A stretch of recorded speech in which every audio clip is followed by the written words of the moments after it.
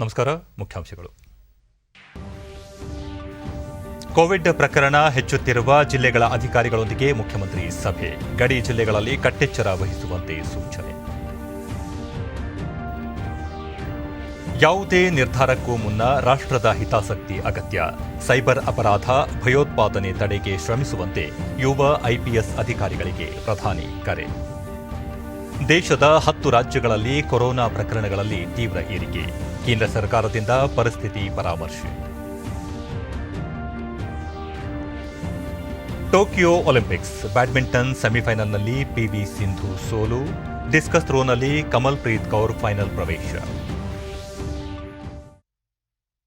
ವಾರ್ತೆಗಳ ವಿವರ.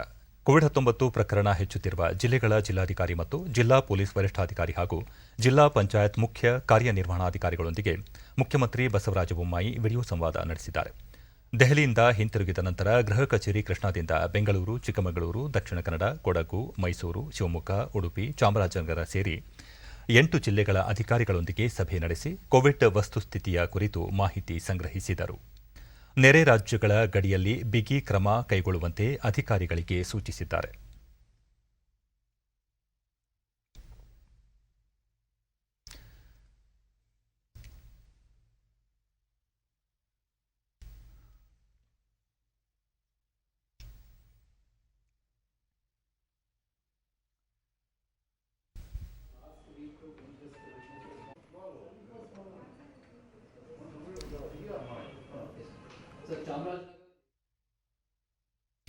ಮೇಕೆದಾಟು ಯೋಜನೆ ರಾಜ್ಯದ ಪ್ರಮುಖ ಯೋಜನೆಗಳಲ್ಲಿ ಒಂದಾಗಿದ್ದು, ಈ ಯೋಜನೆಯನ್ನು ಜಾರಿಗೊಳಿಸುವುದು ಸರ್ಕಾರದ ಜವಾಬ್ದಾರಿಯಾಗಿದೆ ಎಂದು ಮುಖ್ಯಮಂತ್ರಿ ಬಸವರಾಜ ಬೊಮ್ಮಾಯಿ ದೆಹಲಿಯಲ್ಲಿ ಇಂದು ತಿಳಿಸಿದ್ದಾರೆ.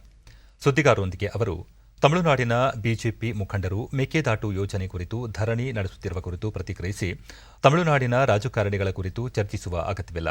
ಮೇಕೆದಾಟು ಯೋಜನೆಯ ಡಿಪಿಆರ್ ಸಿದ್ಧಪಡಿಸಲಾಗಿದೆ, ಅದನ್ನು ಕಾರ್ಯರೂಪಕ್ಕೆ ತರಲಾಗುವುದು ಎಂದು ತಿಳಿಸಿದರು. ಅಣ್ಣಾಮಲೈ ವಾಪಸ್ ಕುಂದ್ರೋದು ಬಿಡೋದು it is none of my ದಿಸ್ತಿಂಗ್.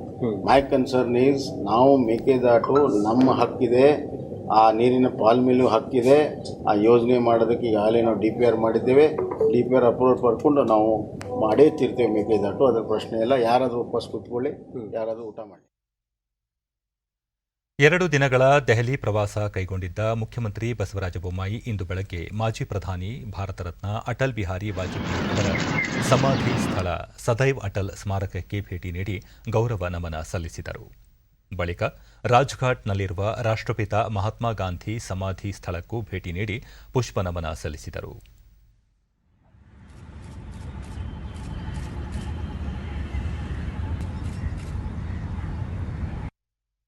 ನಂತರ ಸಂಸದ ಪ್ರಹ್ಲಾದ್ ಜೋಶಿ ಅವರನ್ನು ಭೇಟಿಯಾದ ಬಳಿಕ ಹಣಕಾಸು ಸಚಿವೆ ನಿರ್ಮಲಾ ಸೀತಾರಾಮನ್ ನಿವಾಸಕ್ಕೆ ತೆರಳಿ ರಾಜ್ಯಕ್ಕೆ ಬರಬೇಕಾಗಿರುವ ಜಿಎಸ್ಟಿ ಮೊತ್ತ ಬಿಡುಗಡೆ ಹಾಗೂ ಕೇಂದ್ರ ಪುರಸ್ಕೃತ ಯೋಜನೆಗಳ ಅನುದಾನ ಬಿಡುಗಡೆ ಮತ್ತಿತರ ವಿಷಯಗಳ ಕುರಿತು ಚರ್ಚಿಸಿದರು. ಸುದ್ದಿಗಾರರ ಜೊತೆ ಮಾತನಾಡಿ ಸಂಪುಟ ಪುನಾರಚನೆ ಕುರಿತು ಪ್ರಶ್ನೆಯೊಂದಕ್ಕೆ ಉತ್ತರಿಸಿದ ಅವರು, ಶೀಘ್ರದಲ್ಲಿಯೇ ಸಚಿವ ಸಂಪುಟ ರಚನೆಯಾಗಲಿದೆ ಎಂದು ತಿಳಿಸಿದರು. ಕೋವಿಡ್-19 ಸಂಭಾವ್ಯ 3ನೇ ಅಲೆ ನಿಯಂತ್ರಿಸಲು ಅಗತ್ಯ ವೈದ್ಯಕೀಯ ನೆರವು ನೀಡುವಂತೆ ಕೇಂದ್ರ ಆರೋಗ್ಯ ಹಾಗೂ ರಾಸಾಯನಿಕ ಮತ್ತು ರಸಗೊಬ್ಬರ ಖಾತೆ ಸಚಿವ ಮನ್ಸುಖ್ ಮಾಂಡವೀಯ ಅವರನ್ನು ಮನವಿ ಮಾಡಿರುವುದಾಗಿ ಮುಖ್ಯಮಂತ್ರಿ ತಿಳಿಸಿದ್ದಾರೆ. ಅಲ್ಲಿಂದ ಆಗ್ತಿರುವಂಥ ತೊಂದರೆಗಳ ಬಗ್ಗೆ ಎಲ್ಲ ಹೇಳಿದ್ದೀನಿ. ಅವರು ಸೂಕ್ತವಾದಂಥ ಮಾರ್ಗದರ್ಶನ, ರೆಸ್ಟ್ರಿಕ್ಷನ್ ಏನು ಮಾಡಬೇಕನ್ನೋದನ್ನು ನಾನು ಕಳಿಸ್ಕೊಡ್ತೀನಿ ಅಂತ ಮಾತನಾಡಿದ್ದಾರೆ.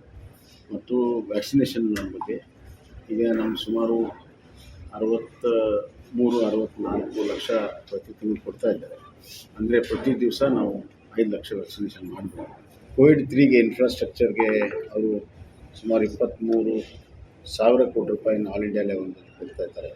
ಅದರಲ್ಲಿ 800 ಕೋಟಿ ರೂಪಾಯಿ ಕರ್ನಾಟಕಕ್ಕೆ ನಾವು ಬಿಡುಗಡೆ ಮಾಡ್ತೇವೆ.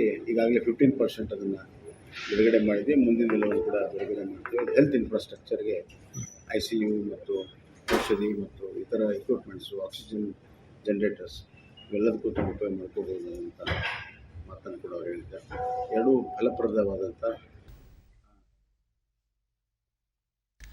ಮಲ್ಲೇಶ್ವರ ಮಾರುಕಟ್ಟೆಯ ಕಾಮಗಾರಿ 2022ರ ಮೇ ವೇಳೆಗೆ ಪೂರ್ಣಗೊಳ್ಳುವ ನಿರೀಕ್ಷೆ ಇದೆ ಎಂದು ಮಾಜಿ ಉಪಮುಖ್ಯಮಂತ್ರಿ ಡಾ. ಸಿಎನ್ ಅಶ್ವತ್ಥನಾರಾಯಣ ತಿಳಿಸಿದ್ದಾರೆ.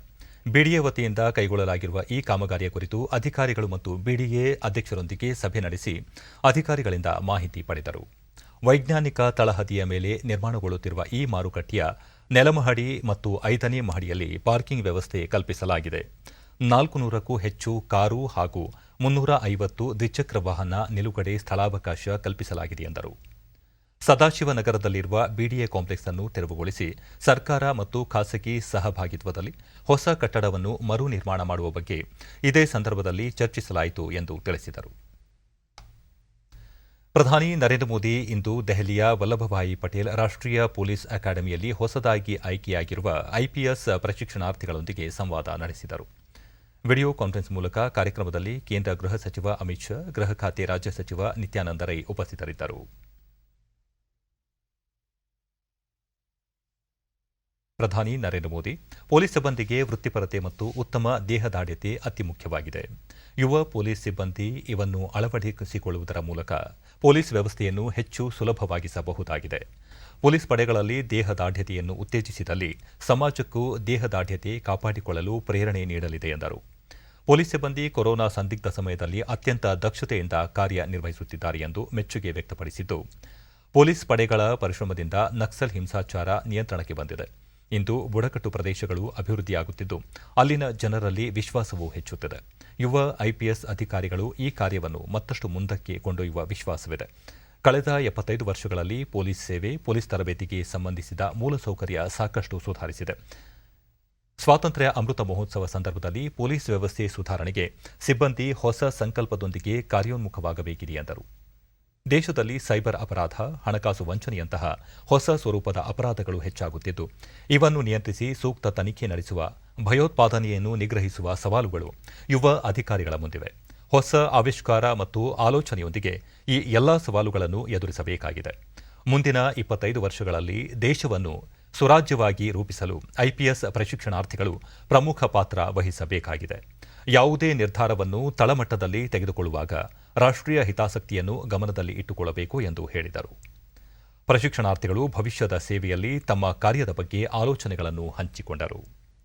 ಸರ್ದಾರ್ ವಲ್ಲಭಭಾಯಿ ಪಟೇಲ್ ರಾಷ್ಟ್ರೀಯ ಪೊಲೀಸ್ ಅಕಾಡೆಮಿ ದೇಶದ ಪ್ರಮುಖ ಪೊಲೀಸ್ ತರಬೇತಿ ಸಂಸ್ಥೆಯಾಗಿದ್ದು, ಭಾರತೀಯ ಪೊಲೀಸ್ ಸೇವೆಯ ಅಧಿಕಾರಿಗಳಿಗೆ ಪ್ರವೇಶಾತಿಗಾಗಿ ತರಬೇತಿ ನೀಡುತ್ತದೆ ಹಾಗೂ ಐಪಿಎಸ್ ಅಧಿಕಾರಿಗಳಿಗೆ ಸೇವೆ ಸಲ್ಲಿಸಲು ವಿವಿಧ ಕೋರ್ಸ್ಗಳನ್ನು ನಡೆಸುತ್ತದೆ.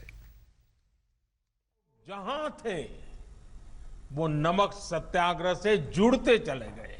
1930 से 1947 के बीच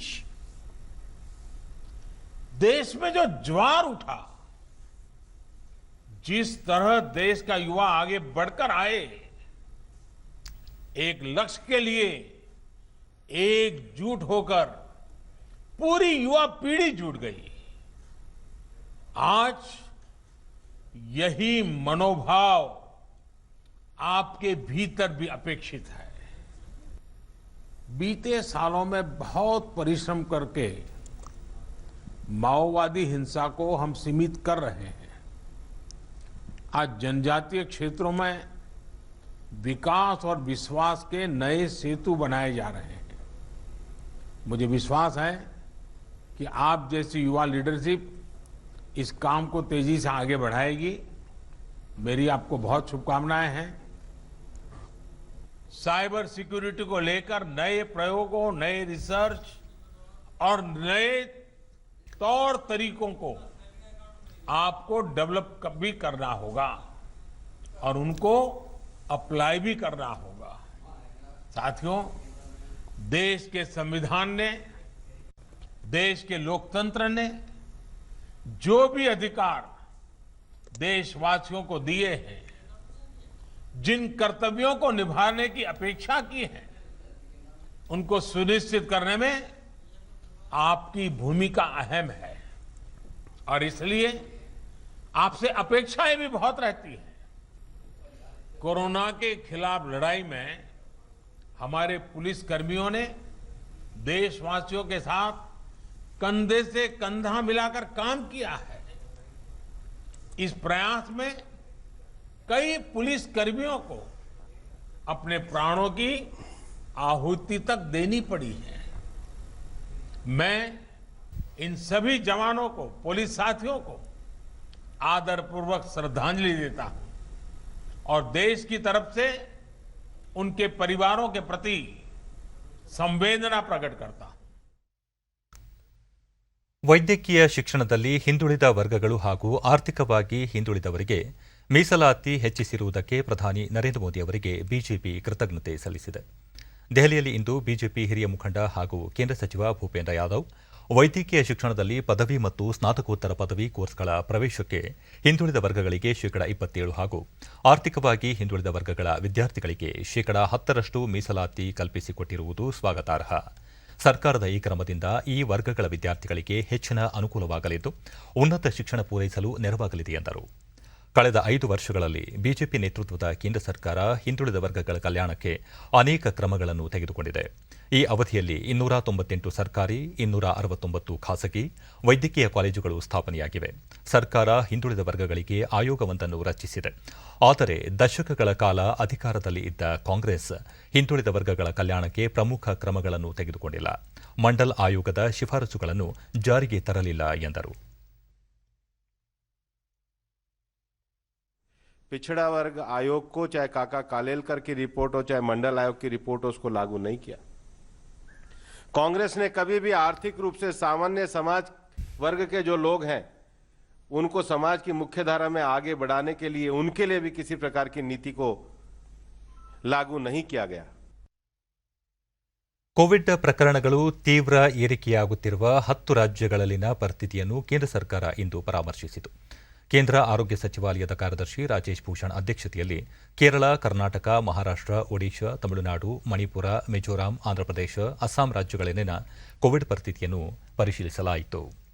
ಪ್ರಕರಣಗಳು ಹೆಚ್ಚು ಏರಿಕೆಯಾಗುತ್ತಿರುವ ಜಿಲ್ಲೆಗಳಲ್ಲಿ ನಿಯಂತ್ರಣ ಕ್ರಮಗಳು ಮತ್ತು ಕಂಟೈನ್ಮೆಂಟ್ ಕ್ರಮಗಳನ್ನು ಕೈಗೊಳ್ಳುವುದು, ಲಸಿಕೆ ನೀಡಿಕೆ ಮತ್ತು ಪರೀಕ್ಷೆಗಳನ್ನು ಹೆಚ್ಚಿಸುವಂತೆ ಸಭೆಯಲ್ಲಿ ರಾಜ್ಯಗಳಿಗೆ ಸೂಚಿಸಲಾಗಿದೆ.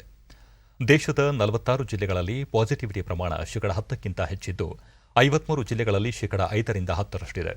ಈ ಜಿಲ್ಲೆಗಳ ಕಡೆ ಹೆಚ್ಚು ಗಮನ ಹರಿಸುವಂತೆಯೂ ಸೂಚಿಸಲಾಗಿದೆ. ಖಾಸಗಿ ಆಸ್ಪತ್ರೆಗಳಲ್ಲಿ ದ್ರವೀಕೃತ ವೈದ್ಯಕೀಯ ಆಮ್ಲಜನಕ ಸ್ಥಾವರಗಳ ನಿರ್ಮಾಣಕ್ಕೆ ಸೂಚಿಸುವಂತೆಯೂ ರಾಜ್ಯಗಳಿಗೆ ಕೇಂದ್ರ ಸರ್ಕಾರ ಸಲಹೆ ಮಾಡಿದೆ. ಆಯುಷ್ಮಾನ್ ಭಾರತ ಯೋಜನೆಯಡಿ 10 ಕೋಟಿ ಕುಟುಂಬಗಳು ಸೇರ್ಪಡೆಗೊಂಡಿವೆ ಎಂದು ಕೇಂದ್ರ ಆರೋಗ್ಯ ಮತ್ತು ಕುಟುಂಬ ಕಲ್ಯಾಣ ಇಲಾಖೆ ಸಚಿವ ಮನ್ಸುಖ್ ಮಾಂಡವಿಯಾ ಲೋಕಸಭೆಯಲ್ಲಿ ನಿನ್ನೆ ಮಾಹಿತಿ ನೀಡಿದ್ದಾರೆ. ಈ ಯೋಜನೆಯಡಿಯಲ್ಲಿ ಪ್ರಸ್ತುತ 50 ಕೋಟಿ ಜನರು 5 ಲಕ್ಷ ರೂಪಾಯಿವರೆಗೆ ಉಚಿತ ಚಿಕಿತ್ಸೆ ಪಡೆಯಲಿದ್ದಾರೆ. ಆಯುಷ್ಮಾನ್ ಭಾರತ್ ಯೋಜನೆ ಅಮೆರಿಕದ ಆರೋಗ್ಯ ರಕ್ಷಣೆಯ ಒಬಾಮಾ ಕೇರ್ಗಿಂತ 5 ಪಟ್ಟು ದೊಡ್ಡದಾಗಿದೆ ಎಂದಿದ್ದಾರೆ. ಅಂಗಾಂಗ ಕಸಿ ಕುರಿತ ಪ್ರಶ್ನೆಗೆ ಉತ್ತರಿಸಿದ ಸಚಿವರು, ಸರ್ಕಾರ ಅಂಗಾಂಗ ದಾನಕ್ಕೆ ಅನುಕೂಲಕರ ವಾತಾವರಣವನ್ನು ಉತ್ತೇಜಿಸುತ್ತಿದೆ. ಅಂಗಾಂಗ ಕಸಿಗಾಗಿ ಹಲವಾರು ಉಪಕ್ರಮಗಳನ್ನು ಕೈಗೊಂಡಿದೆ ಎಂದರು. ಸಾರ್ವತ್ರಿಕ ಆರೋಗ್ಯ ರಕ್ಷಣೆಯ ಗುರಿ ಸಾಧಿಸಲು ರಾಷ್ಟ್ರೀಯ ಆರೋಗ್ಯ ನೀತಿ 2017ರ ಶಿಫಾರಸಿನಂತೆ ಸರ್ಕಾರ ಆಯುಷ್ಮಾನ್ ಭಾರತ್ ಯೋಜನೆಯನ್ನು ಆರಂಭಿಸಿದ್ದು, ಪ್ರಾಥಮಿಕ, ದ್ವಿತೀಯ ಮತ್ತು ತೃತೀಯ ಹಂತಗಳಲ್ಲಿ ಸುಧಾರಿತ ಆರೋಗ್ಯ ಸೇವೆ ನೀಡುವ ಗುರಿ ಹೊಂದಿದೆ ಎಂದು ತಿಳಿಸಿದರು. और नेशनल ऑर्गन ट्रांसप्लांट प्रोग्राम के अंतर्गत नेशनल लेवल पर, स्टेट लेवल पर अथॉरिटीज गठित की गई है, ऑर्गेनाइजेशन गठित किया गया है, रीजनल व्यवस्था की गई है. पूरे माध्यम से व्यापक पब्लिक अवेयरनेस का कार्यक्रम चलाया जाता है.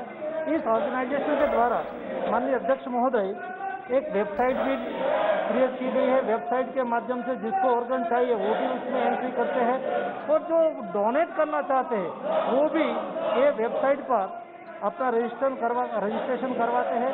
दुनिया के सापेक्ष में इंडिया में अभी ऑर्गन ट्रांसप्लांट का रेशियो बहुत कम है, लेकिन वो बढ़े उसके लिए भारत सरकार लगातार कोशिश कर रही है.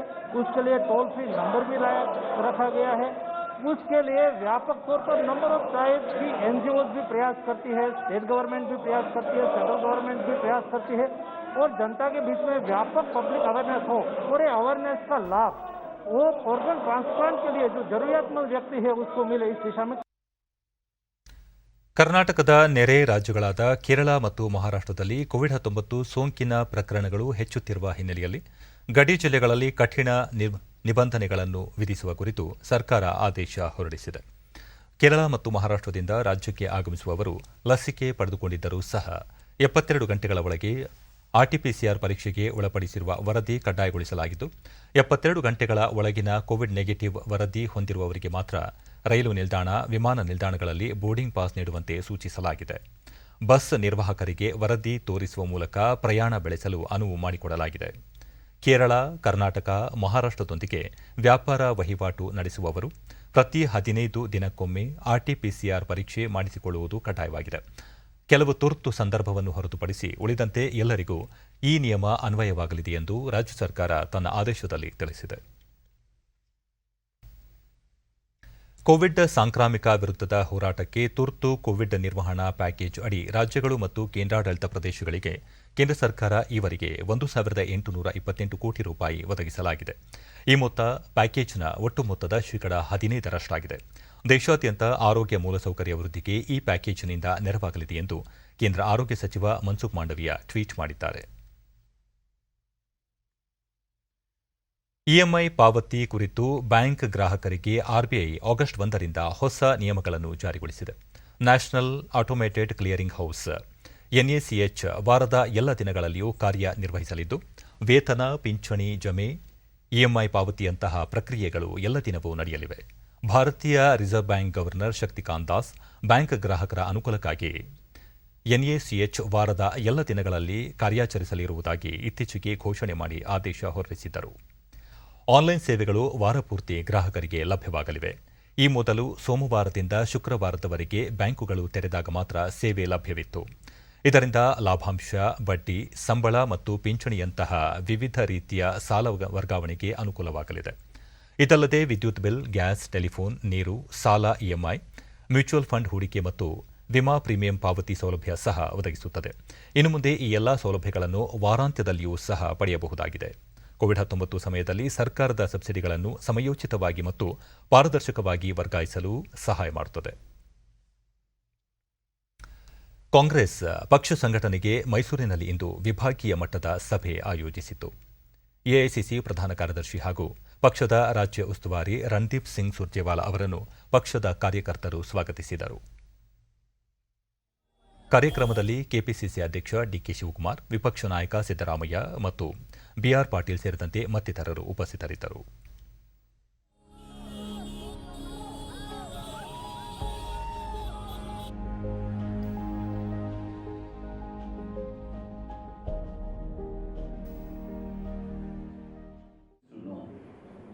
ಬಳಿಕ ರಣದೀಪ್ ಸಿಂಗ್ ಸುರ್ಜೇವಾಲಾ ಪಕ್ಷದಲ್ಲಿರುವ ಭಿನ್ನಾಭಿಪ್ರಾಯಗಳನ್ನು ಸರಿಪಡಿಸಿಕೊಂಡು ಪಕ್ಷವನ್ನು ಮತ್ತೆ ಅಧಿಕಾರಕ್ಕೆ ತರಲು ಸಂಘಟಿತರಾಗಿ ಕಾರ್ಯನಿರ್ವಹಿಸಬೇಕಿದೆ ಎಂದು ತಿಳಿಸಿದರು. ರಾಜ್ಯದ ಜನತೆ ಕೋವಿಡ್ ಮತ್ತು ಪ್ರವಾಹಗಳಂತಹ ಸಂಕಷ್ಟಗಳನ್ನು ಎದುರಿಸುತ್ತಿದ್ದಾರೆ. ಇಂತಹ ಸಂದರ್ಭದಲ್ಲಿ ಜನರ ಸಂಕಷ್ಟಗಳಿಗೆ ಸ್ಪಂದಿಸುವುದು ಅಗತ್ಯ ಎಂದು ತಿಳಿಸಿದರು. The purpose is also to hear the voice of the organizational heads, including the frontal organization and departmental heads, and to work according to the voice of the Congress worker and the Congress leader in the district. What issues they feel are the ones that should be taken from district to the state level? What are the difficulties currently being faced by the people in the district? What are the issues that we should be highlighting in the Legislative Assembly or through the Pradesh Congress Committee across the state? What are the district or block specific issues that should be raised? And how to strengthen the Congress organization in the block, in the district, up to the booth level, up to the panchayat level and up to the ward level. That is the purpose of our interaction today. ಆರೋಗ್ಯ ಮತ್ತು ಕುಟುಂಬ ಕಲ್ಯಾಣ ಇಲಾಖೆ ಹಾಗೂ ಜಿಲ್ಲಾಡಳಿತ ವತಿಯಿಂದ ರಾಯಚೂರು ಜಿಲ್ಲೆಯ ಯರಗೇರ ಗ್ರಾಮದಲ್ಲಿ ಇಂದು ವಿಶೇಷ ಲಸಿಕಾ ಅಭಿಯಾನ ಹಮ್ಮಿಕೊಳ್ಳಲಾಗಿತ್ತು. ಈ ಸಂದರ್ಭದಲ್ಲಿ ಜಿಲ್ಲಾಧಿಕಾರಿ ಡಾ ಬಿಸಿ ಸತೀಶ್, ಜಿಲ್ಲಾ ಆರೋಗ್ಯಾಧಿಕಾರಿ ಡಾ ಎಚ್ ರಾಮಕೃಷ್ಣ ಸೇರಿದಂತೆ ಅನೇಕರು ಉಪಸ್ಥಿತರಿದ್ದರು.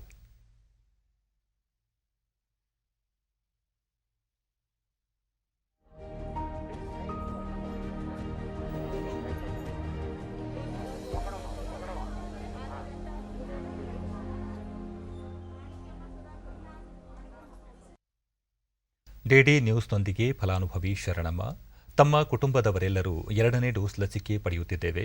ಲಸಿಕೆಯಿಂದ ತಮಗೆ ಯಾವುದೇ ಆರೋಗ್ಯ ಸಮಸ್ಯೆಗಳು ಎದುರಾಗಿಲ್ಲ ಎಂದು ತಿಳಿಸಿದರು. ನಾವು ಇಂಜೆಕ್ಷನ್ ಹಾಕೊಂಡಿವಿ, 2 ಮುಗ್ದದ, ಏನು ತೊಂದರೆ ಆಗಿಲ್ಲ. ಮತ್ತೋರ್ವ ಫಲಾನುಭವಿ ಬಡೇ ಸಾಬ್ ಲಸಿಕೆ ಪಡೆಯುವುದರಿಂದ ಕೋವಿಡ್ ತಡೆಯಬಹುದಾಗಿದೆ.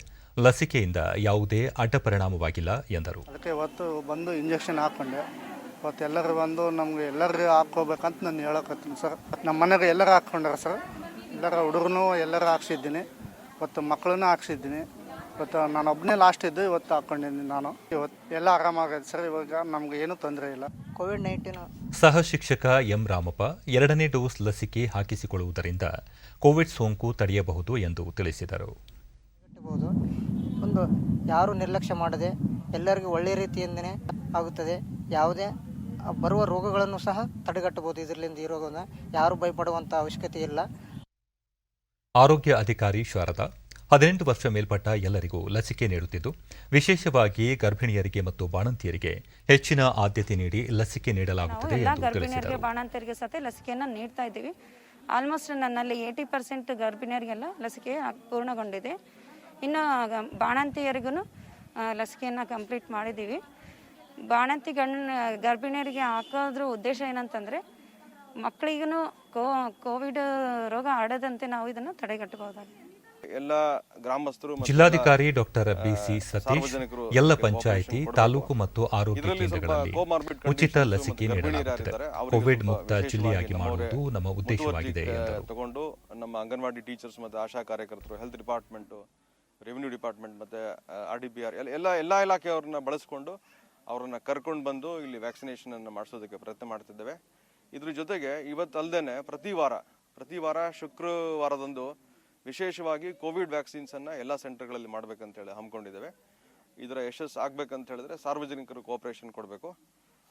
ಕೋಆಪರೇಷನ್ ಅಂತಂದ್ರೆ ಲಸಿಕಾ ಕೇಂದ್ರಕ್ಕೆ ಬಂದು ವ್ಯಾಕ್ಸಿನೇಷನ್ ತಗೊಂಡು ಈ ಹೆಮಾರಿಯನ್ನ ಹೊಡೆದೋಡಿಸ್ಲಿಕ್ಕೆ ಎಲ್ಲರೂ ಕೋಆಪರೇಷನ್ ಮಾಡಬೇಕಂತೇಳಿ ಸಾರ್ವಜನಿಕರ ಪರವಾಗಿ ನಾನು ಕೇಳ್ಕೊಳ್ತೇನೆ. ಸುಮಾರು 179 ಜಿಲ್ಲಾ ಆರೋಗ್ಯ ಅಧಿಕಾರಿ ಡಾಕ್ಟರ್ ಎಚ್ ರಾಮಕೃಷ್ಣ ಲಸಿಕೆಯಿಂದ ಯಾರಿಗೂ ಆರೋಗ್ಯ ಸಮಸ್ಯೆಗಳು ಉಂಟಾಗಿಲ್ಲ, ಭಯವಿಲ್ಲದೆ ಎಲ್ಲರೂ ಲಸಿಕೆ ಪಡೆಯಬೇಕು ಎಂದು ಮನವಿ ಮಾಡಿದರು.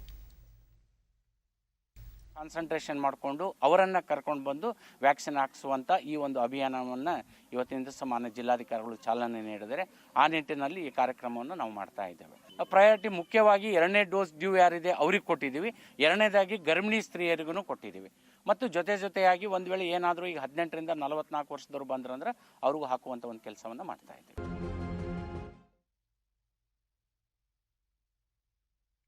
ಬಿಜೆಪಿ ನೇತೃತ್ವದ ಸರ್ಕಾರದಲ್ಲಿ ರೂಪಿಸಲಾದ ರಾಜ್ಯ ವಿಧಾನಸಭೆಯು ಇಂದಿಗೆ 2 ವರ್ಷ ಪೂರೈಸಿದ್ದು, ಈ ಸಂದರ್ಭದಲ್ಲಿ ವಿಧಾನಸಭೆಯ 2 ವರ್ಷದ ಸಾಧನೆಗಳು ಪುಸ್ತಕವನ್ನು ವಿಧಾನಸೌಧದಲ್ಲಿ ಇಂದು ಸಭಾಧ್ಯಕ್ಷರಾದ ವಿಶ್ವೇಶ್ವರ ಹೆಗಡೆ ಕಾಗೇರಿ ಅವರು ಬಿಡುಗಡೆ ಮಾಡಿದರು.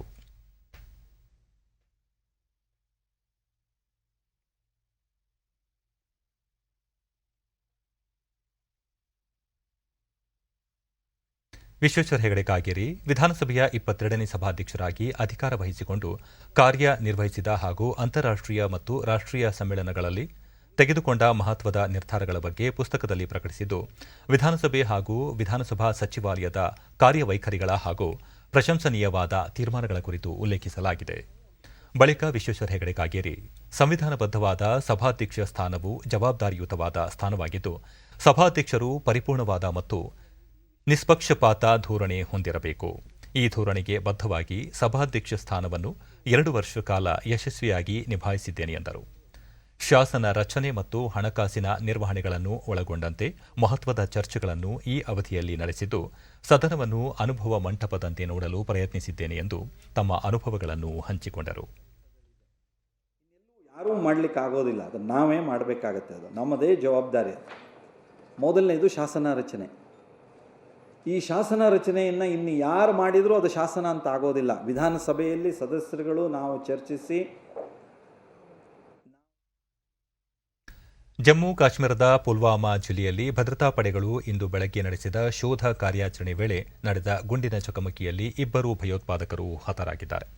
ಉಗ್ರರು ಅಡಗಿರುವ ಖಚಿತ ಮಾಹಿತಿಯನ್ನಾಧರಿಸಿ ಭದ್ರತಾ ಪಡೆಗಳು ಶೋಧ ಕಾರ್ಯಾಚರಣೆಯನ್ನು ಆರಂಭಿಸಿದವು.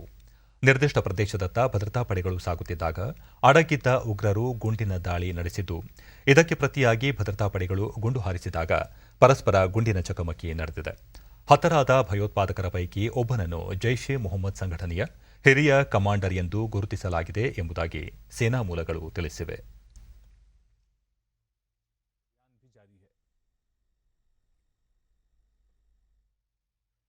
ಟೋಕಿಯೋ ಒಲಿಂಪಿಕ್ಸ್ ಕ್ರೀಡಾಕೂಟದಲ್ಲಿ ಭಾರತದ ಮಹಿಳಾ ಹಾಕಿ ತಂಡ ದಕ್ಷಿಣ ಆಫ್ರಿಕಾವನ್ನು 4-3 ಗೋಲುಗಳಿಂದ ಮಣಿಸಿದೆ. ಒಟ್ಟು 4 ಗೋಲುಗಳಲ್ಲಿ ವಂದನಾ ಕಟಾರಿಯಾ 3 ಗೋಲುಗಳನ್ನು ಪಡೆಯುವ ಮೂಲಕ ಒಲಿಂಪಿಕ್ಸ್ನಲ್ಲಿ ಹ್ಯಾಟ್ರಿಕ್ ಸಾಧಿಸಿದ ಮೊದಲ ಭಾರತೀಯ ಮಹಿಳೆ ಎಂಬ ಹೆಮ್ಮೆಗೆ ಪಾತ್ರರಾಗಿದ್ದಾರೆ. ಡಿಸ್ಕಸ್ ಎಸೆತದಲ್ಲಿ ಭಾರತದ ಕಮಲ್ ಪ್ರೀತ್ ಕೌರ್ ಫೈನಲ್ಸ್ ಪ್ರವೇಶಿಸಲು ಅರ್ಹತೆ ಪಡೆದಿದ್ದಾರೆ.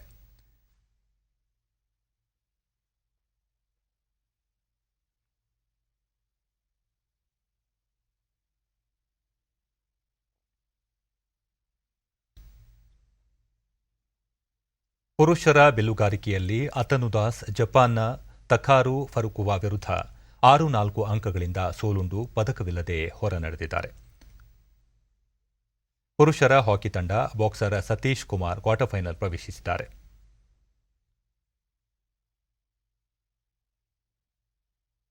ಇಂದು ನಡೆದ ಮಹಿಳೆಯರ ಬ್ಯಾಡ್ಮಿಂಟನ್ ಸಿಂಗಲ್ಸ್ ಸೆಮಿಫೈನಲ್ಸ್ ಪಂದ್ಯದಲ್ಲಿ ತೈವಾನ್ನ ತೈಜು ಇಂಗ್ ವಿರುದ್ಧ ಪಿವಿ ಸಿಂಧು ಪರಾಭವಗೊಂಡಿದ್ದಾರೆ. ಇಬ್ಬರ ಮಧ್ಯೆ ತೀವ್ರ ಪೈಪೋಟಿ ಏರ್ಪಟ್ಟು ಕೊನೆಯ ಗಳಿಗೆಯಲ್ಲಿ ತೈಜು ಇಂಗ್ 21-18, 21-12 ಸೆಟ್ಗಳಿಂದ ಜಯ ಸಾಧಿಸಿದರು. ಕಂಚಿನ ಪದಕಕ್ಕಾಗಿ ನಾಳೆ ಭಾರತೀಯ ಕಾಲಮಾನ ಸಂಜೆ 5 ಗಂಟೆಗೆ ನಡೆಯುವ ಪಂದ್ಯದಲ್ಲಿ ಪಿವಿ ಸಿಂಧು ಚೈನಾದ ಹಿ ಬಿಂಗ್ ಜಿಯಾವೋ ವಿರುದ್ಧ ಸೆಣಸಲಿದ್ದಾರೆ. ಮಹಿಳಾ ಬಾಕ್ಸಿಂಗ್ನ 69 ಕೆಜಿ ವಿಭಾಗದ ಕ್ವಾರ್ಟರ್ ಫೈನಲ್ಸ್ನಲ್ಲಿ ಭಾರತದ ಲೋಲಿನಾ ಬೋರ್ಗೊಹೈನ್ ಅವರು ಚೀನಾದ ತೈಪೆಯ ನಿಯನ್ ಚಿನ್ ಅವರನ್ನು 4-1 ಅಂತರದಿಂದ ಸೋಲಿಸಿ ಸೆಮಿಫೈನಲ್ಸ್ ಪ್ರವೇಶಿಸುವ ಮೂಲಕ ಪದಕದ ಭರವಸೆ ಮೂಡಿಸಿದ್ದಾರೆ.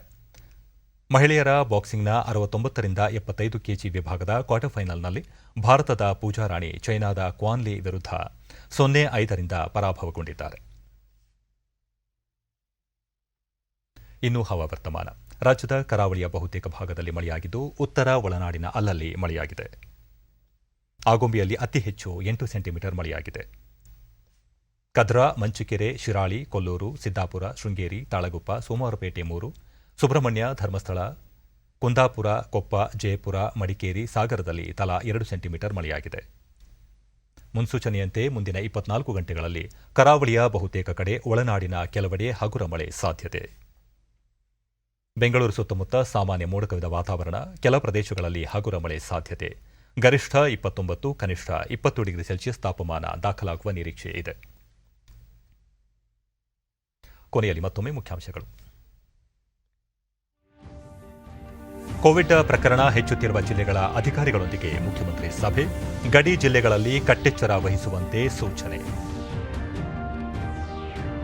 ಯಾವುದೇ ನಿರ್ಧಾರಕ್ಕೂ ಮುನ್ನ ರಾಷ್ಟ್ರದ ಹಿತಾಸಕ್ತಿ ಅಗತ್ಯ, ಸೈಬರ್ ಅಪರಾಧ, ಭಯೋತ್ಪಾದನೆ ತಡೆಗೆ ಶ್ರಮಿಸುವಂತೆ ಯುವ ಐಪಿಎಸ್ ಅಧಿಕಾರಿಗಳಿಗೆ ಪ್ರಧಾನಿ ಕರೆ.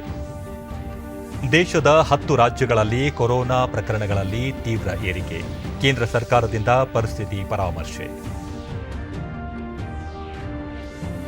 ಟೋಕಿಯೋ ಒಲಿಂಪಿಕ್ಸ್ ಬ್ಯಾಡ್ಮಿಂಟನ್ ಸೆಮಿಫೈನಲ್ನಲ್ಲಿ ಪಿವಿ ಸಿಂಧು ಸೋಲು, ಡಿಸ್ಕಸ್ ಥ್ರೋನಲ್ಲಿ ಕಮಲ್ ಪ್ರೀತ್ ಕೌರ್ ಫೈನಲ್ ಪ್ರವೇಶ. ನಮ್ಮ ವಾರ್ತಾ ಪ್ರಸಾರವನ್ನು ನೀವು ಡಿಡಿ ಚಂದನ ನ್ಯೂಸ್ ಯೂಟ್ಯೂಬ್ ಚಾನಲ್ನಲ್ಲೂ ವೀಕ್ಷಿಸಬಹುದು. ವೀಕ್ಷಕರೇ, ಈಗ ನಾನು ಸ್ಟುಡಿಯೋದಿಂದ ತೆರಳುತ್ತಿರುವ ಕಾರಣ ಮಾಸ್ಕ್ ಧರಿಸುತ್ತಿದ್ದೇನೆ. ನೀವು ಸಹ ಮನೆಯಿಂದ ಹೊರ ಹೋಗುವ ಮುನ್ನ ಸರಿಯಾದ ಕ್ರಮದಲ್ಲಿ ತಪ್ಪದೇ ಮಾಸ್ಕ್ ಧರಿಸಿ. ವ್ಯಕ್ತಿಗತ ಅಂತರ ಕಾಪಾಡಿಕೊಳ್ಳುವುದರೊಂದಿಗೆ ನೀವು ಸುರಕ್ಷಿತವಾಗಿರಿ, ನಿಮ್ಮವರನ್ನು ಸುರಕ್ಷಿತವಾಗಿ ಇರಿಸಿ.